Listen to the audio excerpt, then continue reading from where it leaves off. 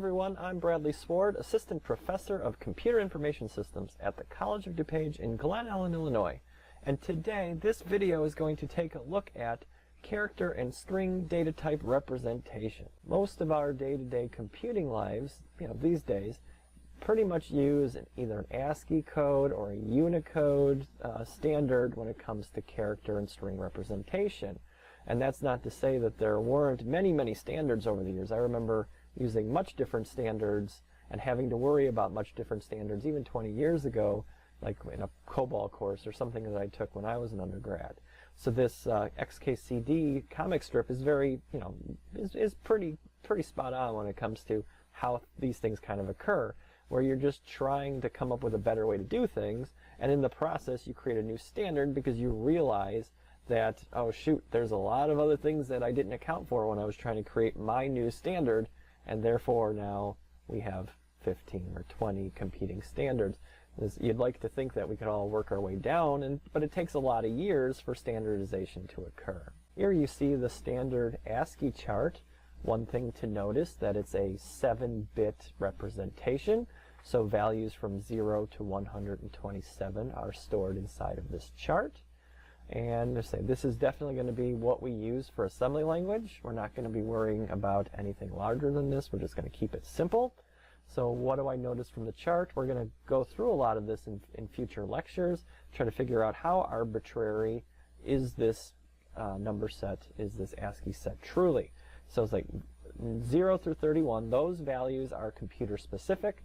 So number 7, you could ring the internal speaker. We're going to get very accustomed to using numbers 10 and 13 because those are carriage return line feeds, your /n if you're dealing with Java or C++. And then 32 is a space, and there at 48 is 0 through 9. Starting at 65 is capital A, and then at 97 is lowercase a, and then there's all these other characters somewhere in between. So this, when computing was first starting, this was a pretty good character set to have. But as future character sets show, well, there needs to be plenty of room for expansion. And here is that first expansion, the extended ASCII character set. And as the first thing you notice, that values go from 128 to 255. So my 7-bit ASCII has now increased to 8-bit ASCII, which is great. It's still 1 byte of storage. And you look at those characters, and they're still all English alphanumeric characters. There's a couple special characters in there. I remember using these quite a bit back in the day before graphics was even a big thing on a computer. Using these characters in order to create little text-based graphics, especially for like menu systems and whatnot.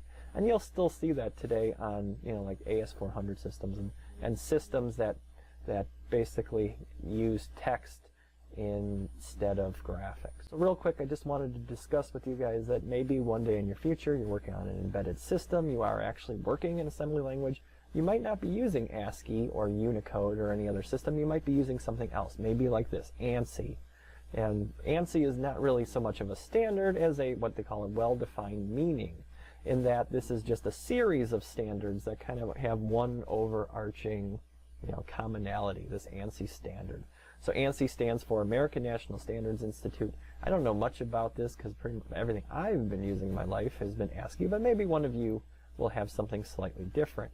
And it's very similar, at least at its base level, to what you would see with the standard ASCII code, but since it's a different standard, you can guarantee that a lot of those characters are going to be placed in different places, or maybe different characters altogether. So as computers became more mainstream, everybody has one nowadays, it's not like it's a niche thing like it was even 20 years ago, then we realized that we need different characters. We need more characters than what were allowed in the 8 bits of storage inside some ASCII standard.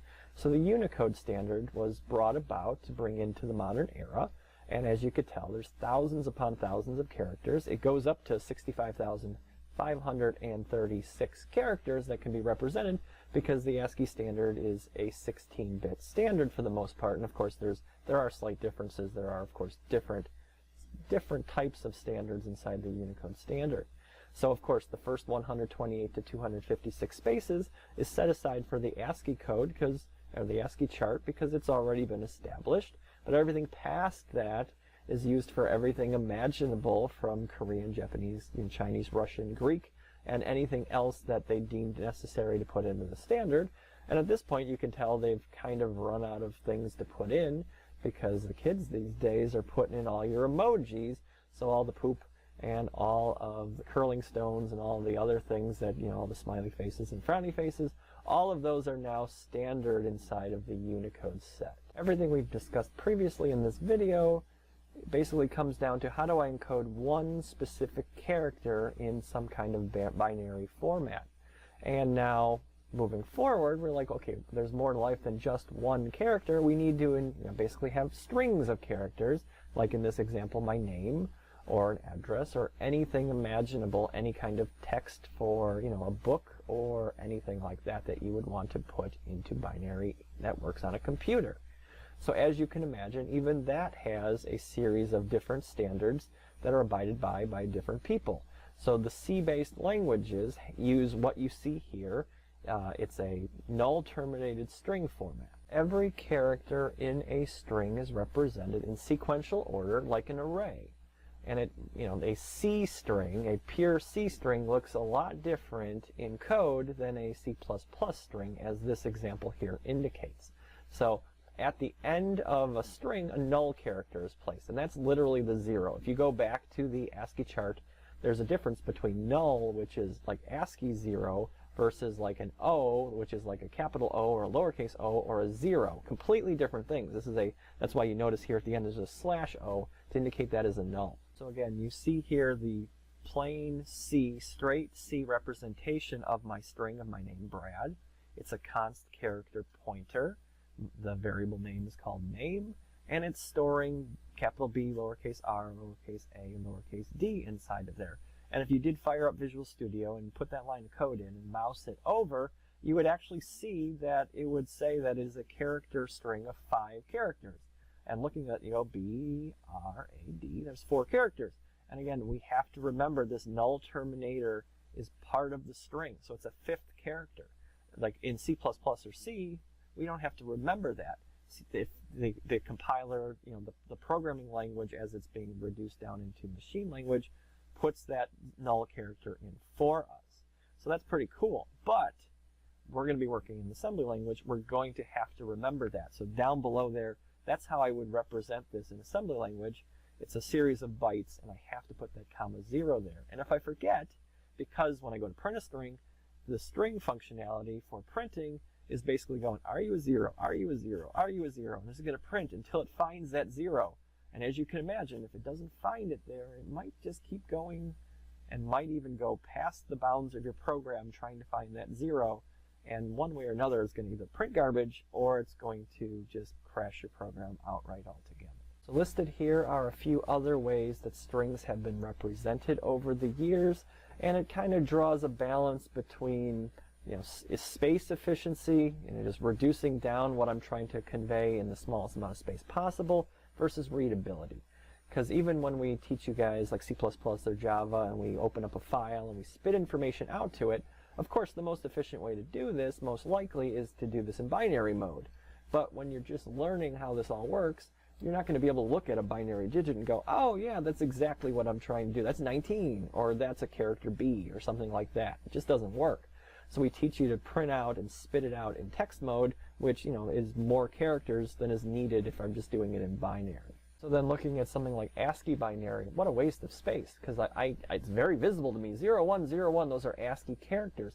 However, each ASCII character is 8 bits of storage to represent essentially one visible bit of actual storage. So for every, 87.5% of the space is completely wasted, essentially, when I'm using that kind of format. And ASCII decimal, same kind of thing, 6508. That could be represented as 2 bytes of storage. 16 bits is all I would need to represent that in pure binary. But here's 4 digits.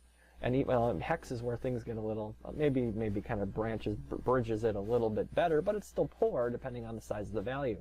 9CD1, that's 4 bytes of storage, or sorry, that's 2 bytes of storage. That's 16 bits of storage to represent a large number. But again, readability is one thing, but most likely in the real world, we care more about space efficiency than we do about readability, especially when we're just spitting files and moving information from place to place, and we're not even looking at it as humans. We're just having the computer analyze the data. So as you see, many different data formats have been established over the years.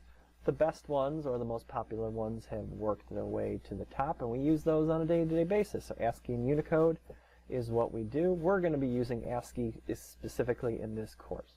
As always, if you have any questions about this video lecture, get a hold of me by email, get a hold of me, come into my office, get a hold of me some way, get those questions answered.